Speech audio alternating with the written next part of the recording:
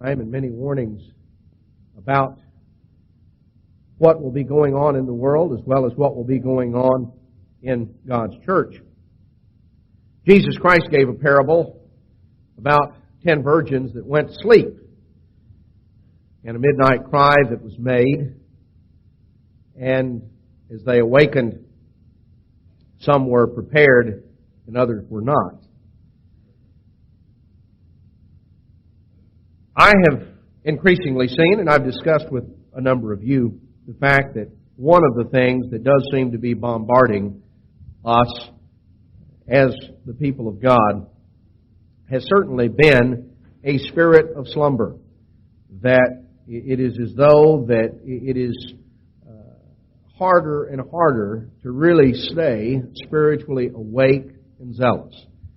In some ways, it's sort of like driving home late at night when sleep is coming on and the spirit of slumber just sort of hits you. You're in the physical sense, and you're sleepy and you're tired and you're trying to stay awake and maybe you slap your face or you stop and you get a Coke or you get out and walk around the car or you do something. You try to stay awake. And eventually it passes. What happens to me sometime on my way home, and it passes about the time I get home, then I'm wide awake. Maybe be midnight or something, and be coming in, and now all of a sudden the sleep cycle has finally passed. The only trouble is now's the time that I need to go to sleep. Well, that can happen too. But when this sleepy spell hits, you can do two things. You can either fight it off and get beyond it, or you can go to sleep. Now, the problem with going to sleep is you don't want to do that while you're driving. Maybe pull off and sleep. But spiritually in our lives, this is not a time for us to go to sleep spiritually. It is akin to what Jesus Christ told the disciples. You remember they went out and on the evening prior to His crucifixion, and He told Peter and James and John, He said, I want you fellows to watch and pray with me. And He went on further and prayed, and He came back, and they were asleep. They were sleepy. They were not able to fight off that sleepy spell as it hit them in the physical sense. They were sleepy. They were tired. And they dozed off. And He came back and woke them up and said, can't you just watch with me and pray for 1 hour? And he went back and prayed, and when he came back, sure enough, they were out like a light again. It was late. They were tired. They went to sleep. Jesus Christ did not go to sleep. He didn't doze off during that prayer. The biggest difference between Christ and the disciples at that point was that He had a sense of urgency they didn't have. He had a sense of urgency. He had a sense of the future that the last thing He was going to do was doze off at that point, because He understood what lay immediately ahead. They didn't. And because the future wasn't clear in their eyes, they went to sleep physically, because they had no particular sense of urgency of the moment. This is a matter that I wish to address between now and the feast from several standpoints, because I think it is an increasingly crucial matter for us all. The aspect that I wish to look at today is the fact that if we are to successfully resist and fight off this spiritual slumber, this spirit of slumber that seems to be coming at us, or at least so many of us, one key is having a clear vision of our future. A clear sense of what it is we're doing and why we're doing it. That is a very important aspect, because if we really grasp and understand what's ahead for us, then certainly at this juncture, the last thing we're going to want to do is to go to sleep at the switch. In Revelation chapter 5 and verse 10,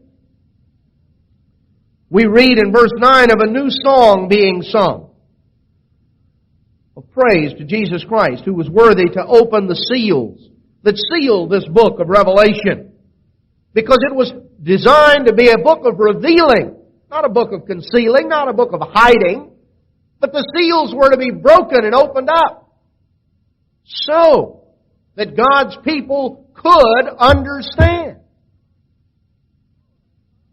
He is praised for being worthy to open those seals because He has redeemed by His blood to God out of every kindred and tongue and people and nation those, verse 10, who are made unto our God as kings and priests.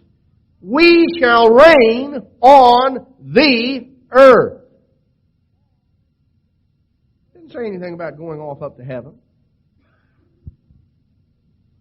God's purpose for us, as is defined right here, our future, is that we are to become kings and priests reigning on the earth. That's a tremendous destiny. We look around at the world and we look at the pain and the suffering. You can look at the starvation that is going on in areas of Eastern Africa or in the Balkans. You can look at the warfare and the strife. You can look at the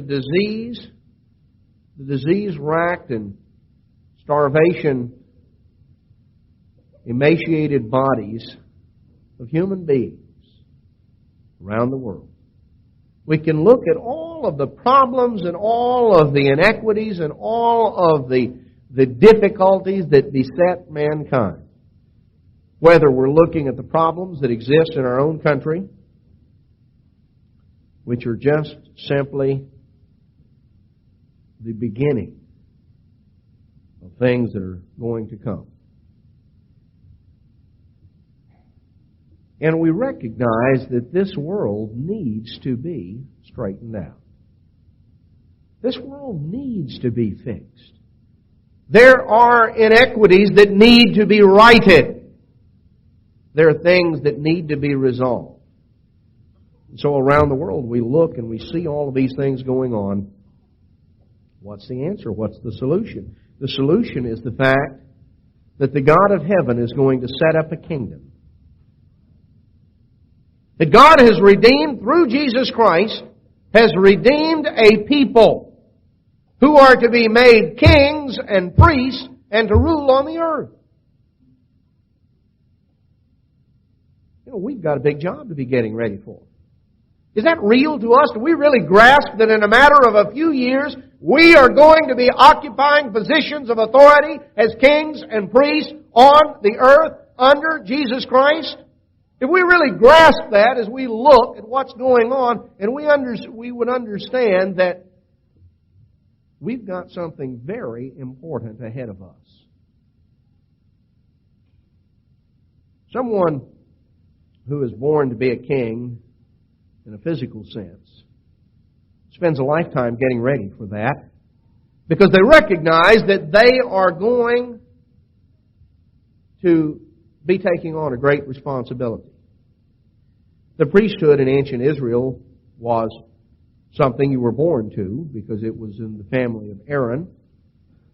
So if you were of the family of Aaron, you were born to be a priest. And you spent your life up until the point of entering the full priesthood, getting prepared and getting ready. We are looking at entering a royal priesthood. Being kings and priests with Jesus Christ. Reigning here on the earth. And if that's real to us, then it is important that we understand, if that's really real to us, it is going to help keep us awake because we understand that we are living in the death throes of a society, of a civilization, and that we are on the threshold of being a part of bringing in a whole new world. But there's a lot that we've got to do to be ready and to be prepared, and it's exciting. We've got an awesome destiny ahead of us in the years immediately ahead of us.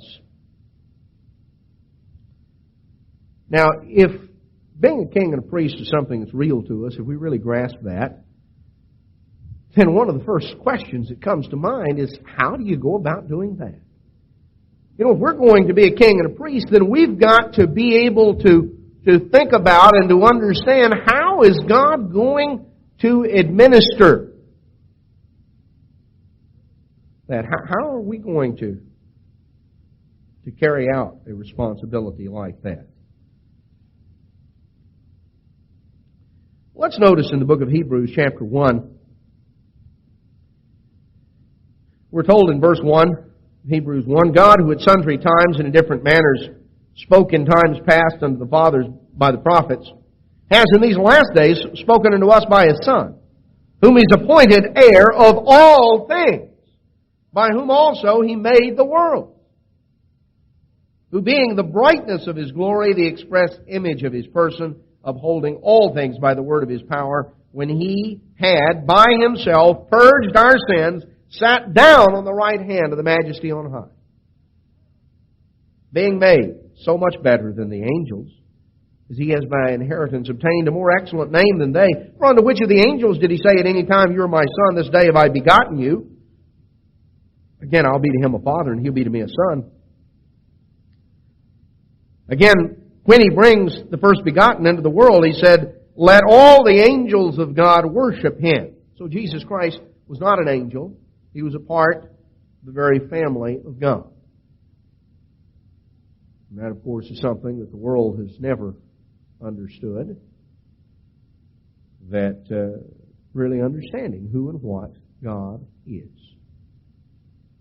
You know, the world's come up with all sorts of things. All kinds of ideas, various religions have. And the religion that professes itself to be the Christian religion defines God as a Trinity. Well, you can go all the way through the Bible, from Genesis to Revelation. You don't find the word Trinity mentioned. You don't ever find that in the Bible.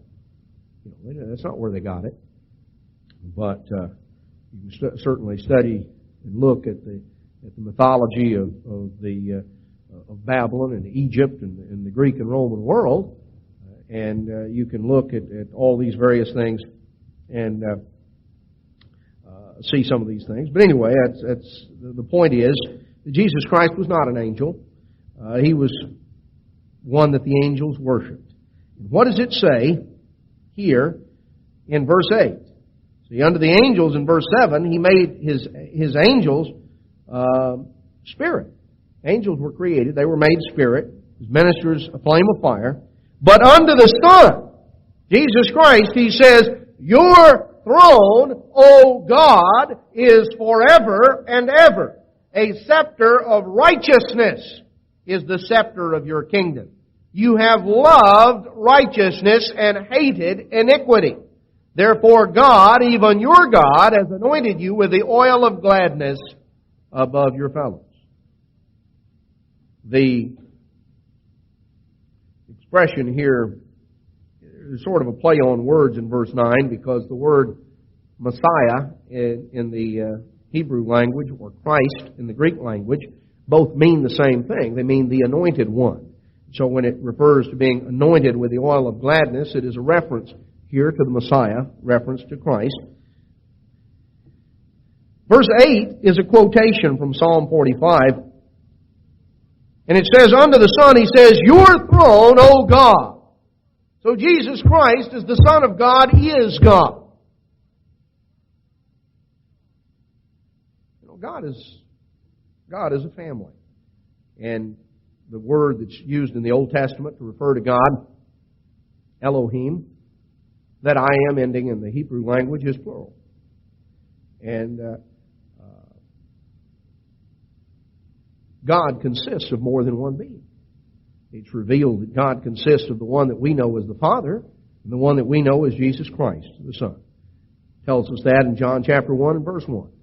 In the beginning was the Word. The Word was with God, and the Word was God. The same was in the beginning with God. All things were made by Him. Without Him was not anything made that was made. And then we're told that the Word became flesh and dwelt among us. Jesus Christ, the Word, the spokesman.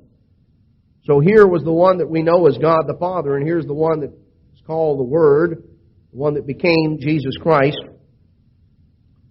who, when He was born of the Virgin Mary by the power of God, the Father, became then, in that sense, the Son.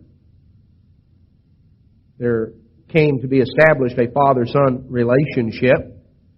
Here were two great beings that from the beginning, from eternity, had dwelt in peace and in harmony.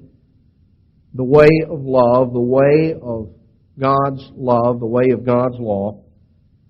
And God reveals Himself that we can enter His family. We can actually enter that family as a part of it because Jesus Christ became the firstborn of many brethren. Isn't that what we're told? Colossians 1:18. He became the firstborn of many brethren.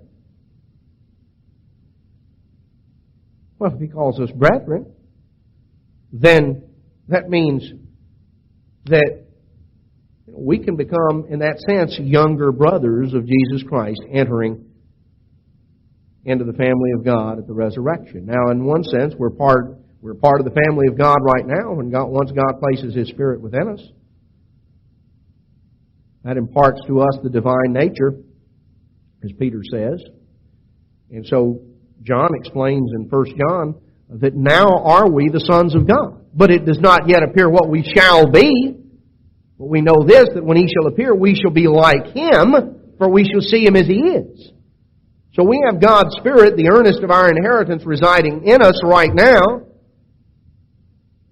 And at the resurrection, when we are changed in a moment, in the twinkling of an eye, this mortal puts on immortality, and we step into eternity, entering into the very family of God. Not becoming an angel,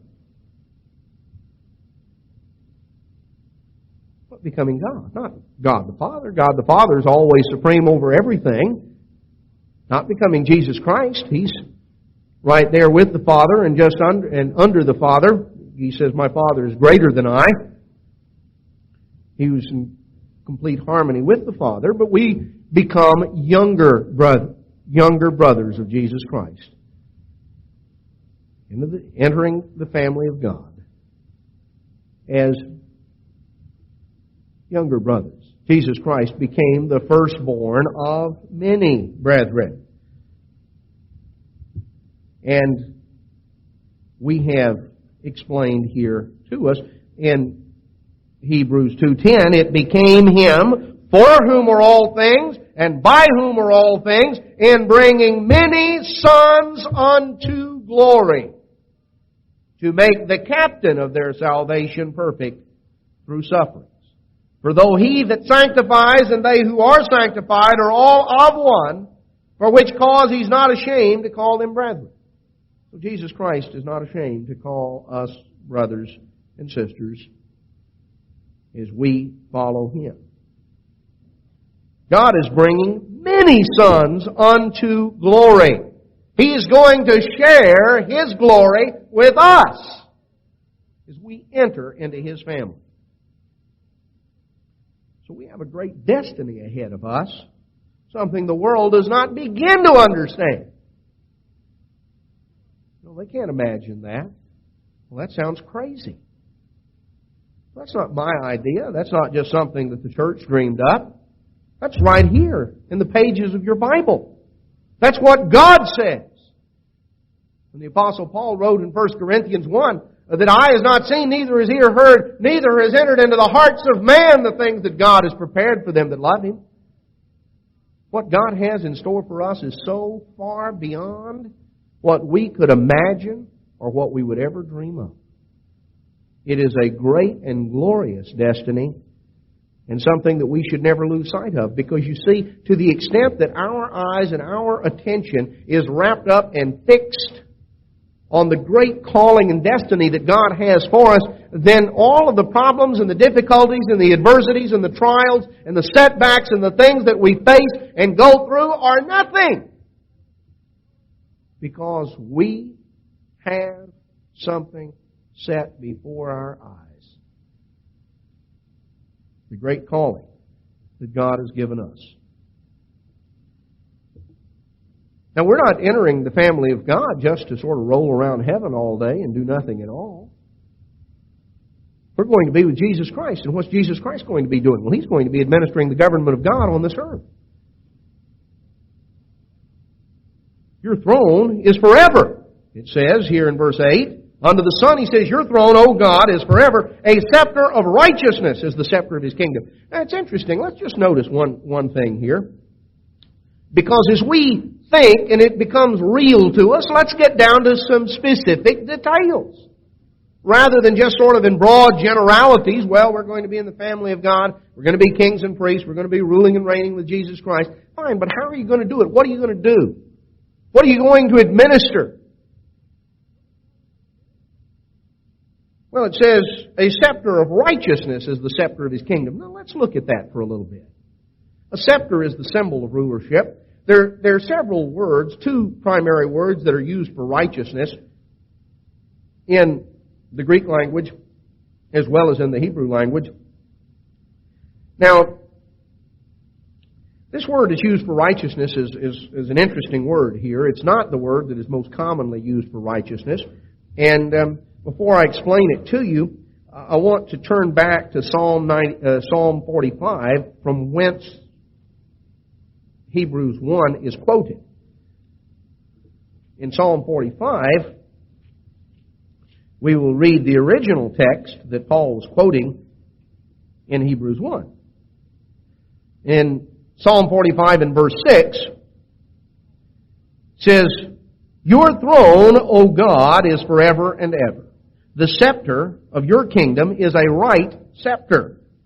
You love righteousness and hate wickedness. Therefore, God, your God, has anointed you with the oil of gladness above your fellows. Speaking here, the prophecy of Jesus Christ. Paul quotes it in Hebrews 1, 8 and 9, and applies it there. Now it says, the scepter of your kingdom is a right scepter. Again, this word is translated right in the Hebrew language is a word that is sometimes translated righteous or upright or right. But it is, again, not the most common word for righteousness. It's not the word, for instance, that's used back in Psalm 119 in verse 172 where it says, all thy commandments are righteousness. This is not the particular word that's used there. But it's a word that has an interesting meaning. It's a word that in the Hebrew language, it comes from a root word that means literally to be smooth or straight or right, to be level. Now, what does that have to do with anything? Well, just hold on for a minute, and I'll show you. Let me show you another place this word is used in a totally different context, just in a physical sense. In Deuteronomy 3:10, it talks about all the cities of the plain and all Gilead and all Bashan. The word that's translated the plain here in Deuteronomy 3:10 is this exact same word that's translated right back here in Psalm 45. Now, what does that mean? Well, what is a plain? A plain is a level area, isn't it? You see, the meaning of this word is something that is smooth and is level. Now, the scepter of God's kingdom is a right scepter. Or it is a God's rule, God's government is going to be administered in a way that is smooth, a way that is straight, a way that is equitable and even. That's what it means. In fact, it's sort of interesting. Even our English word,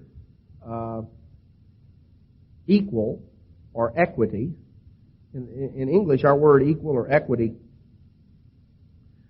comes from a Latin root, and the Latin word means literally a smooth plane, something that is level.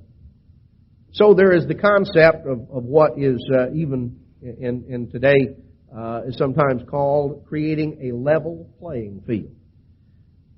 God's government is going to administer God's law, but one of the aspects that is brought out of the kingdom of God, if we're going to be ruling and reigning with Jesus Christ, we need to learn how to think the way God does. Because there is going to be a consistency in God's kingdom. You're not going to have vastly differing approaches on the earth. One aspect of the government of God that's brought out right here in verse 6, your throne, O God, is forever and ever. The scepter of your kingdom is a right scepter.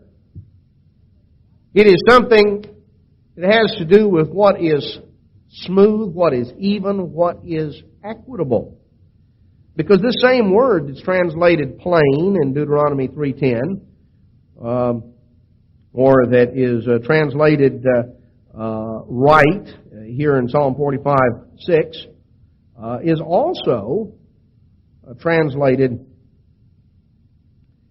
as equity and having to do with equity, with what is equitable. Now there's a great dispute. There's a lot of controversy in our nation and various others having to do with the subject of equality. And what does it mean? Does it mean equal before the law? Does it mean equal opportunities? What does equality mean? You know, we're going to be confronted with decisions like that in God's government. We're going to be administering God's government as kings and priests. And God reveals that information that will be a standard of government.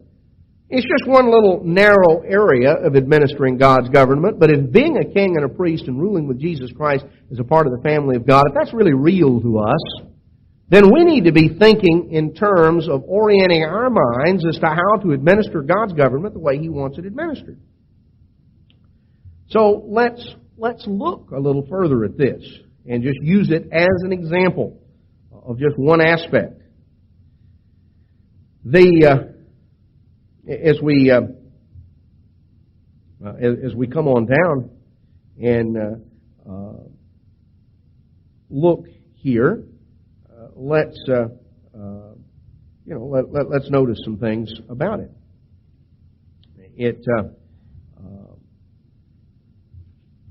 Come on back a little further in the book of Psalms, and in Psalm 67 and verse 4, it says, "O let the nations be glad and sing for joy, for you shall judge the people righteously." Or, you shall judge the people in a level way, in a fair and equitable way. That's what it means.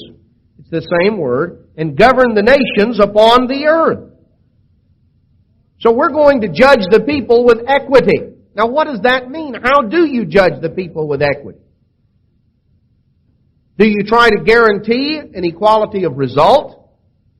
You know, the theory of communism was based on that. A lot of people think that viewed communism as sort of even people who said, well, you know, real communism would never work among human beings, but really that would be the ideal thing, because the communist philosophy was from each according to his ability, to each according to his need.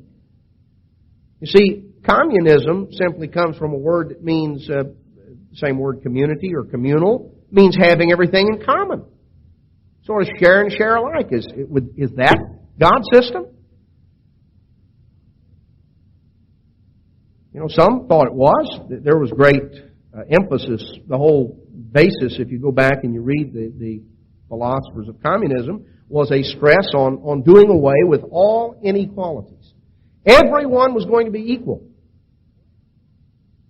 Now, of course, that's not the way that it ultimately worked. There was an interesting satire that was written back in the late 1940s by a man by the name of George Orwell. He wrote a couple of books that are rather famous. One was called 1984, and the other was called George Orwell's 1984, and the other was George Orwell's Animal Farm. Now, Animal Farm is a satire that is really based on the Soviet Union and the events that happened in the Soviet Union, the Communist Revolution, but it's written as a satire, and it's the story of a farm where the animals all get together and they overthrow the oppressive farmer who has been, he's been enjoying the fruits of all their labor. They do the work and, give the milk and lay the eggs and do all the things, pull the plow. And so the animals all get together and they overthrow the farmer. And now they're going to set up a utopian animal farm where all the animals will do their part and they will all share and share alike. Well, in Orwell's Animal Farm, the ones that lead the revolution are the pigs.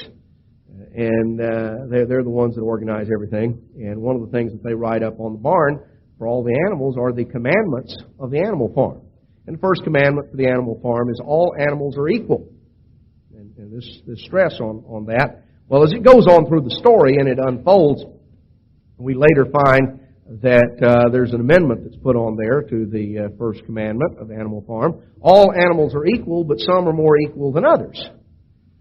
Because, of course, what happened as it progressed along was that the pigs wound up with everything, and everybody else was worse off than they were before.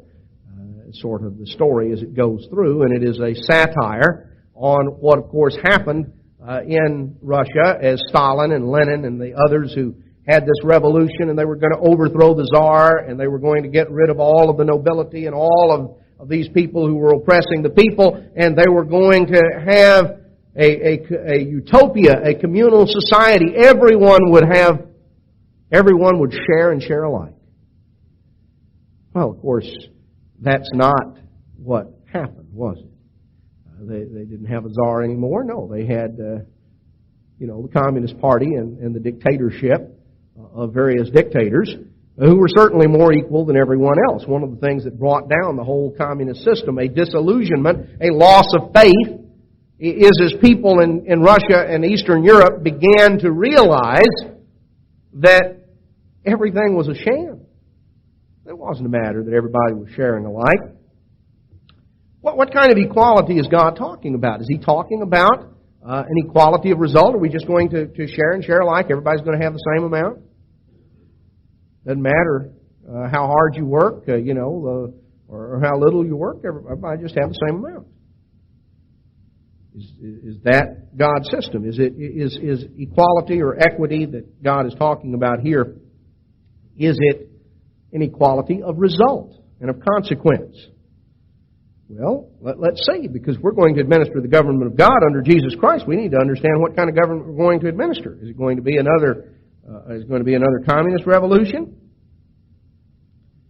Well, it says that because God is going to judge the people righteously. He's going to judge them with equity, govern the nations upon the earth. Well, let's come on back a little bit further here in the book of Psalms. Put some of these things together. I have to pick up speed, or we're not going to put enough of it together to get the whole picture. In Psalm 143, verse 10, it says, "Teach me to do your will, for you are my God. Your spirit is good. Lead me into the land of uprightness." Here it's the same word. The land of equity. The land where everything is even and fair. But what does that mean?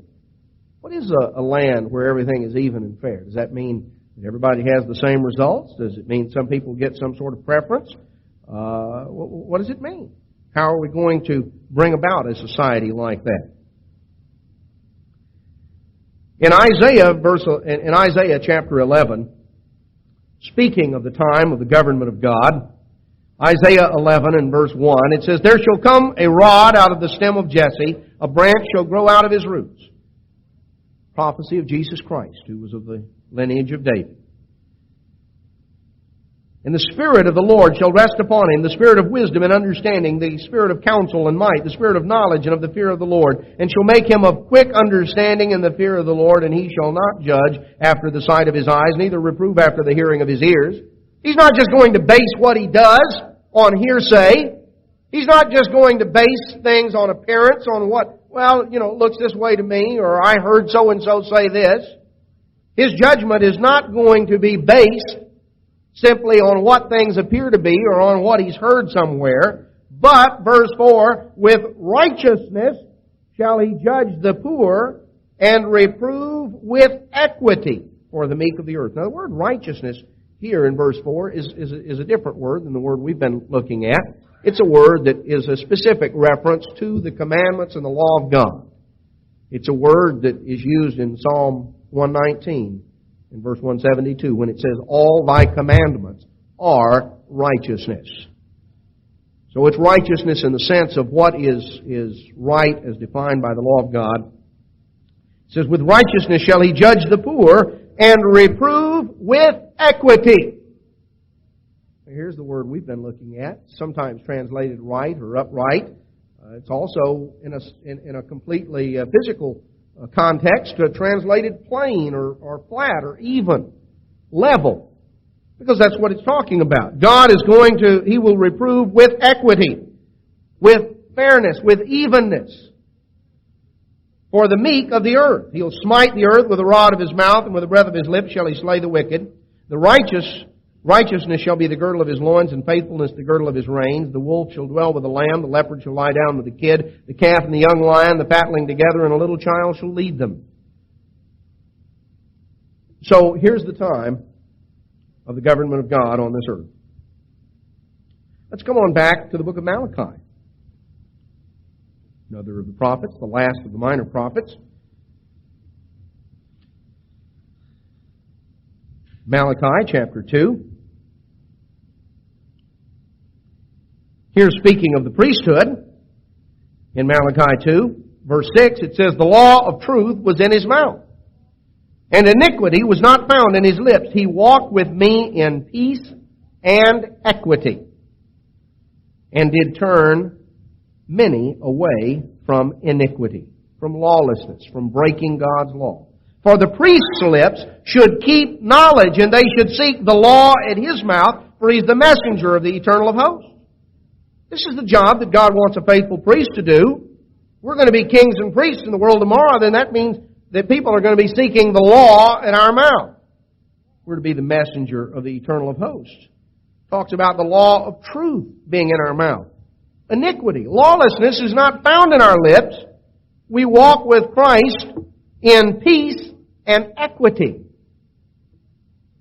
So God's government is going to be administered in a way that promotes peace, promotes equity. So that plays an important part. But let's come back to the Psalms. Psalm 96.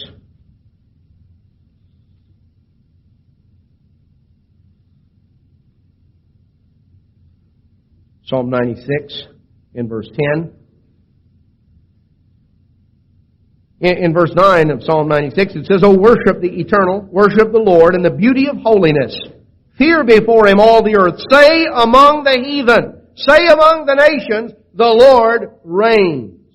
The world also shall be established, that it shall not be moved. He shall judge the people righteously," or judge the people with equity. So God's government is going to be carried out with equity, with fairness. Not the inequities and the unfairnesses of today's world. Psalm 98.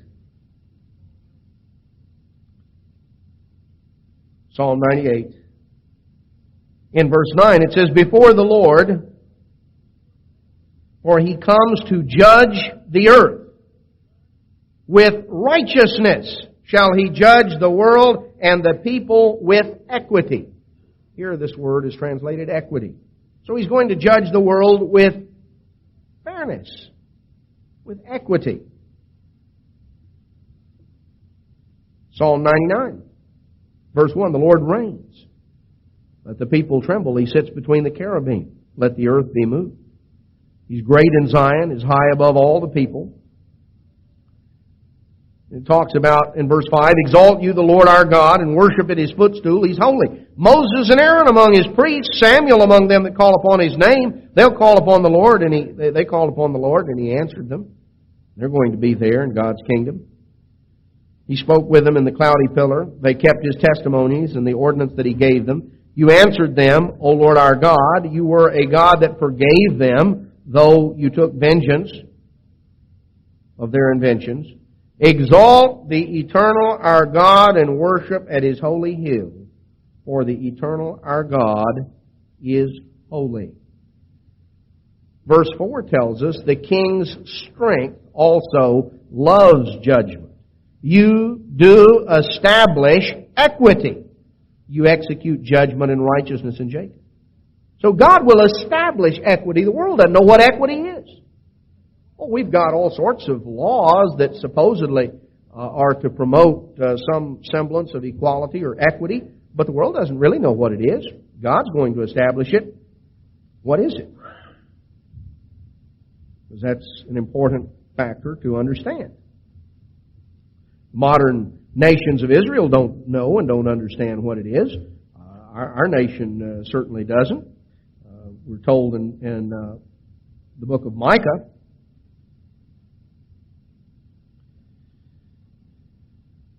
Micah chapter 3, verse 1, and I said, hear, I pray you, O heads of Jacob, and you princes of the house of Israel. That's speaking to the leadership of modern-day Britain and America. The house of Israel.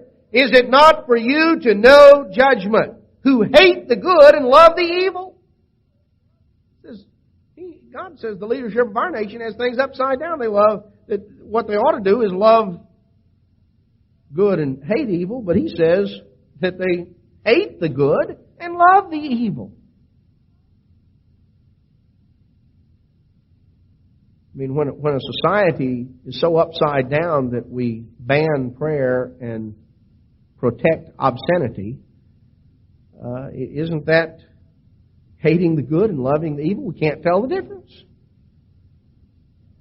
You know, taking God's name in vain is protected, and taking God's name in reverence is banned. As, of course, recently happened in the Supreme Court decision involving schools. It's upside down. You know, it's like the inmates escaped, and now they're running the asylum. It's so crazy. Well, it's explained in Romans chapter 1. When they knew God, they didn't retain God in their knowledge. Because they didn't want to retain God in their knowledge, God gave them up to a reprobate mind, a mind devoid of judgment.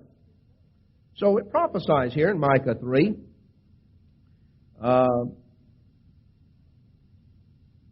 In verse 4, time's going to come, they're going to cry unto the Lord, and He won't hear them. I'll tell you what, they can ban prayer in schools all they want to. About the time the bombs start falling and the Germans are marching down the street, I bet a bunch of them are going to start praying. But you know what? They're going to cry to the Lord, and He's not going to listen. He's going to hide His face from them, as they have behaved themselves ill in their doings. So God talks about the prophets, false prophets, and down on down here a little further in verse 8, He says, But truly I am full of power by the Spirit of the Lord, and of judgment and of might, to declare unto Jacob his transgression, and to Israel his sin. That's what God lays before His servants, is a responsibility of doing. Verse 9, Hear this, I pray you, you heads of the house of Jacob, and princes of the house of Israel, that abhor judgment and pervert all equity. So God says that whatever we may think is equity and equitable and equal and fair, God says that the leaders of the nation have perverted all equity. They build up Zion with blood and Jerusalem with iniquity. The heads thereof judge for reward, and the priests thereof teach for hire. They're in it for what they can get. He says they abhor judgment. They pervert equity. You know, the concept that communism represents a utopia that God is going to promote in the world tomorrow is completely false. The 8th commandment says, "Thou shalt not steal." That commandment presupposes private property. Not the fact that, nobody owns anything, everybody owns everything. If nobody owned anything and everybody owned everything, then you couldn't steal because it all belonged to you, right? You can't steal unless there's such a thing as private property. The commandment says, "Thou shalt not steal." In the book of Micah, it also talks about the time when, in Micah chapter 4 and verse 4, it talks about the time when they shall sit every man under his vine and under his fig tree, and none shall make them afraid. Oh, everybody's going to sit under his own vine and his own fig tree. Didn't say they were going to sit under the communal vine and the communal fig tree. There's going to be private property. That is a godly system. When God brought Israel into the promised land, He divided up the land and gave each family an inheritance that was theirs. And of course, some people are going to be more diligent with what they have, and they're going to do better. And the principle that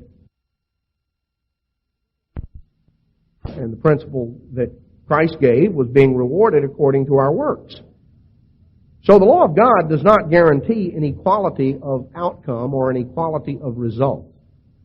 Let's understand that to begin with, because that's not the kind of equity that God is talking about. We're going to see what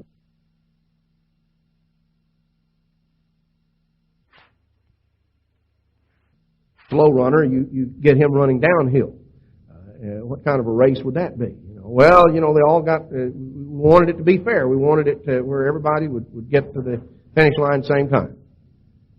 Well, that's not what the Bible is talking about at all. That's not what we're going to administer. We're told in the book of Proverbs, coming on back here in Proverbs chapter 12,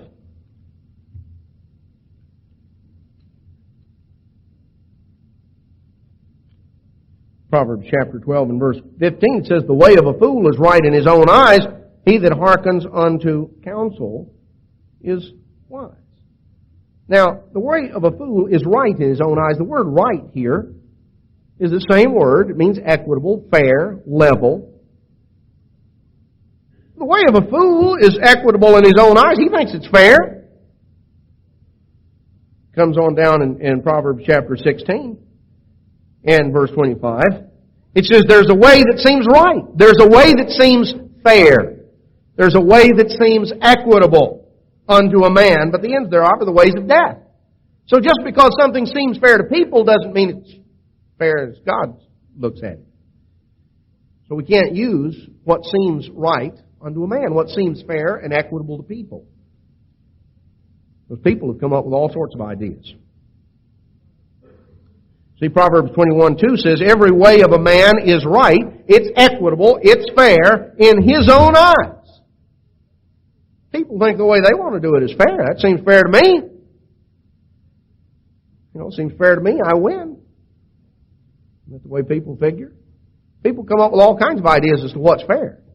Just because they think it's fair doesn't make it fair. God's the one who will establish a government that rules with equity. What is that equity?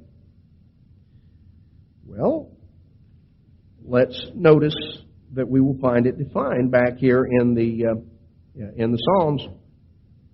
Psalm 33 and verse 4, it says, "For the word of the Lord is right, and all His works are done in truth." Psalm 33:4. "For the word of the Lord is right." It is equitable. It is fair. So if you're going to look for equity and fairness, the place to start is not just in the imagination of human beings. You look in the Word of the Lord. For the word of the Lord is equitable. It is right. Now let's come back a few pages to Psalm 19. Psalm 19. And let's notice in verse 7. The law of the eternal is perfect, converting the soul. The testimony of the Lord is sure, making wise the simple. So we start out here that the law of God, the teaching of God, the Torah, it's perfect, it's complete, it converts, it transforms and changes our lives. The testimony of the Lord is sure, making wise the simple. The testimony has to do with the examples that are recorded. A great source of wisdom is to go through and to study the examples that are written in the Bible. Lives of men and women who served God, and some who didn't serve God, and see the testimonies are there. It's just the records. They're sure. They really happen that way, and they make wise the simple. Verse 8, the statutes of the Lord are right. The statutes of the Lord are right. They are equitable and fair. That's what that means. Same word. The statutes of the Lord are equitable. Rejoicing the heart. The commandment of the Lord is pure, enlightening the eyes. The fear of the Lord is clean, enduring forever. The judgments of the Lord are true and righteous altogether. So, if we want to look for what really defines equitable and what is equitable, we have to look back at the judgments and the statutes of God. Let's go back to Leviticus chapter 19.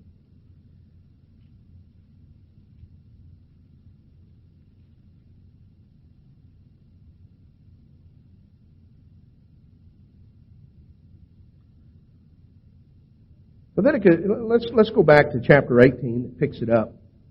The Lord spoke unto Moses, and he said, Speak unto the children of Israel, and say unto them, I am the eternal your God. After the doings of the land of Egypt wherein you dwelt shall you not do. After the doings of the land of Canaan where I shall bring you shall you not do. Neither walk in their ordinances. Don't follow the world around you. Don't look to the world for a standard of what's good and bad, what's equitable, what's just, what's fair. Don't look to the customs and the traditions of this world and this society.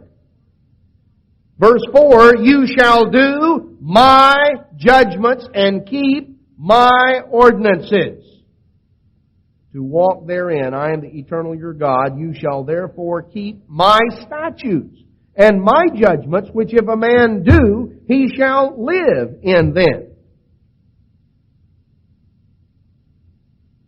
So God's statutes, His judgments, are the basis of equity. Psalm 19:8 tells us the statutes of the Lord are right.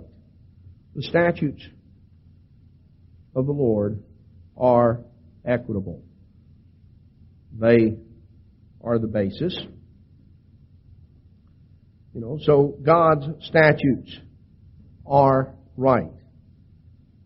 And we find here in verse 5, you're to keep my statutes and my judgments. So now we get into the statutes. It's interesting, the first thing that God deals with has to do with the subject of incest. That's brought out in Leviticus 18:6. You're not to approach of any that is near of kin to uncover their nakedness. I am the eternal. And he gets very specific because these were things that were very common in Egypt. The basis of a right, of an equitable, of a fair society, the basis of that is in the home. It's starting people out. If you're going to have a society that is equitable, a society that stresses justice with equity, that stresses what is really fair and equitable, a starting place is you've got to address the situation in the home. And this is a tragedy that is of monumental proportions because of the devastating effect that it has in the lives and the thinking of human beings. And so that's a starting point. When God begins to deliver His statutes, which we find here in Leviticus 18 and 19, here we find statutes that go into specific applications. We've seen commandments, but here's statutes.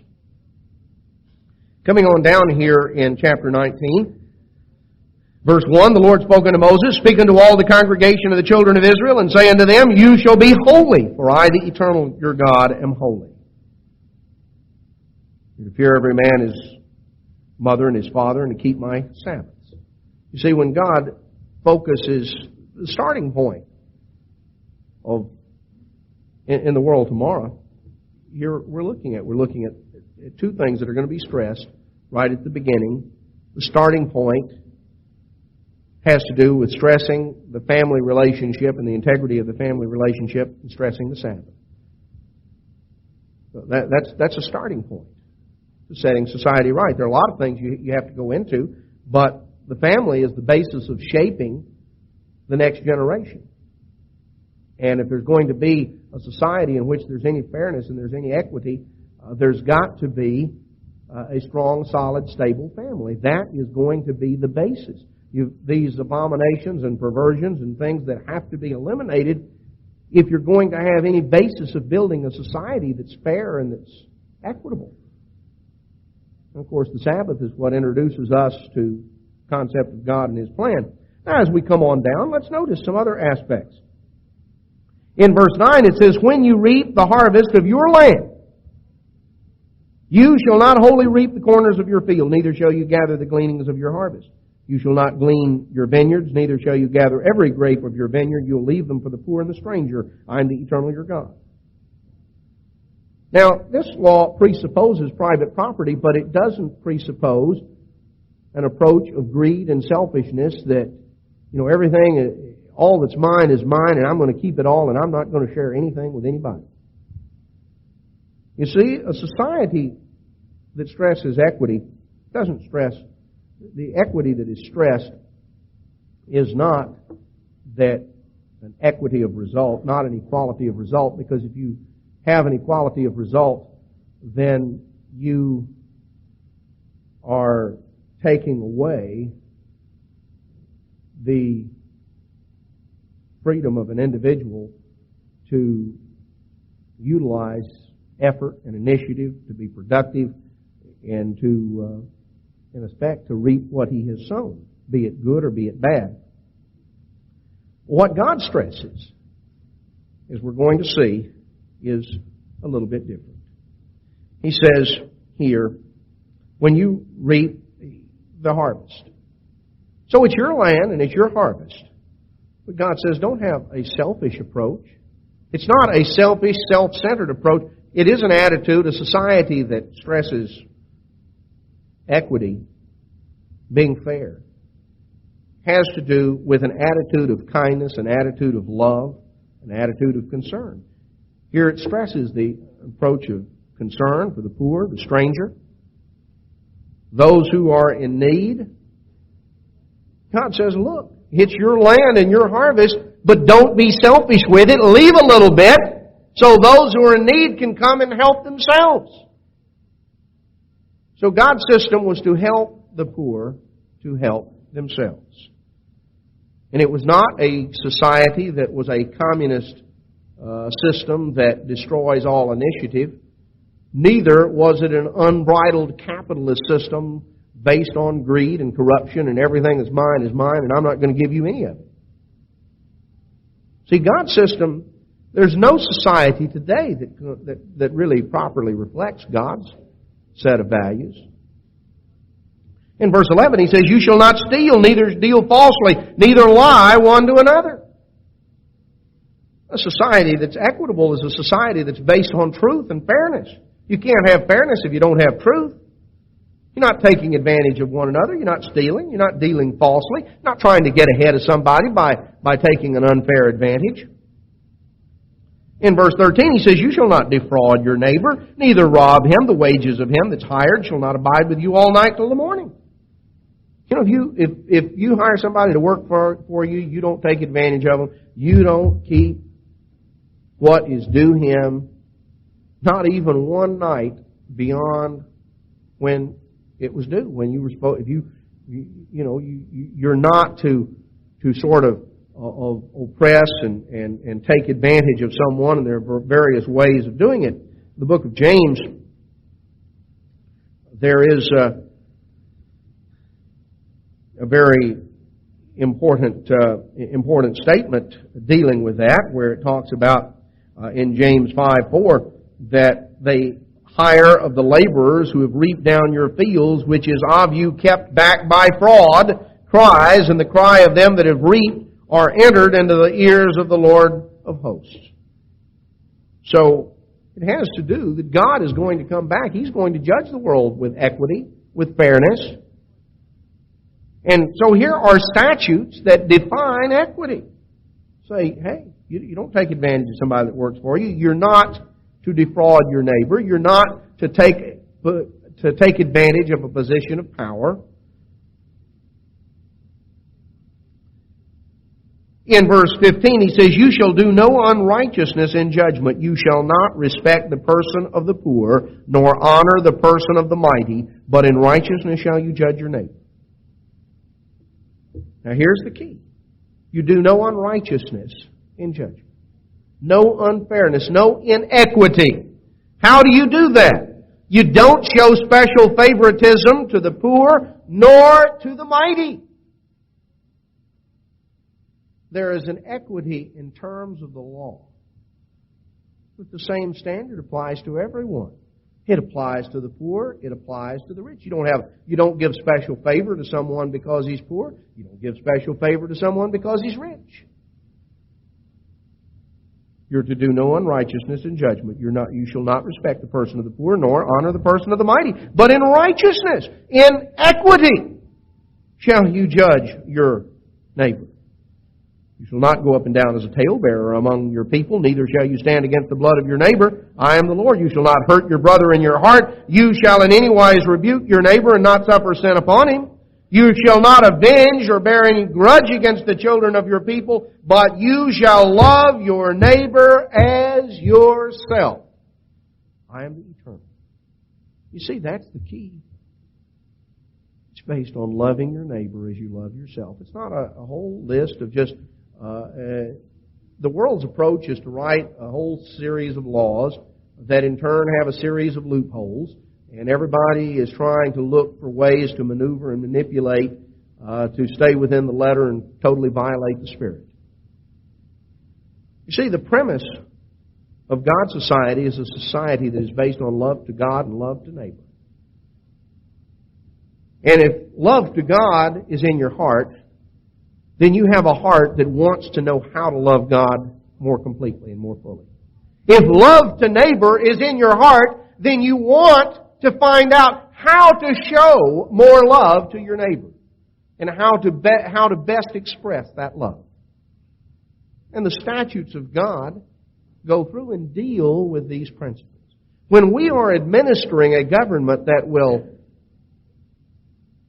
be administered with equity, with righteousness, with fairness, that there is that concept. A system that God will have that is based on what's straight, what's even, what's fair. It is based on an equitable application of His law. There will truly be justice with equity. We have a calling ahead of us that is very real and very tangible. Jesus Christ gave Himself to redeem to God a people taken from every tongue and nation and language. He came as the captain of our salvation to become the firstborn of many brethren, entering the family of God. This mortal will put on immortality. And when we do, We're going to rule with Him in glory, as kings and priests reigning upon the earth.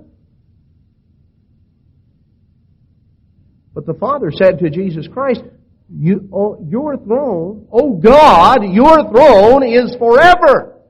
The scepter of righteousness is the scepter of your kingdom. The scepter of your kingdom is the scepter that is a standard of what's right and fair and equitable. We have the opportunity of being a part of that government, a part of that kingdom, of administering a government based on fairness and equity. The world doesn't know what that is. You've got to look in the Bible. You've got to look in God's Word. You've got to look in the law of God and the statutes of God to have made plain the kind of government that will be administered. We need to orient our thinking, replacing the attitudes of the world around us with the thoughts of God. Because, you see, every way of a man seems equitable and fair in his own eyes, but there's a way that seems equitable and fair to people. It's the way of death. The way that's really equitable and fair is the way that comes out of God's Word. And we need to orient our thinking that way. And to the extent that we can keep our eyes set on the reality, the real, tangible calling that God has for us,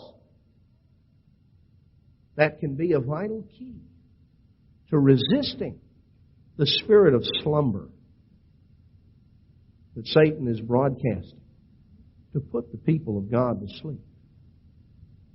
If our future is real to us, if it's tangible and we focus in and meditate and think about the specifics of what it is that God has in store for us, then we will be applying a very vital key, enabling us to stay awake during these crucial and momentous times.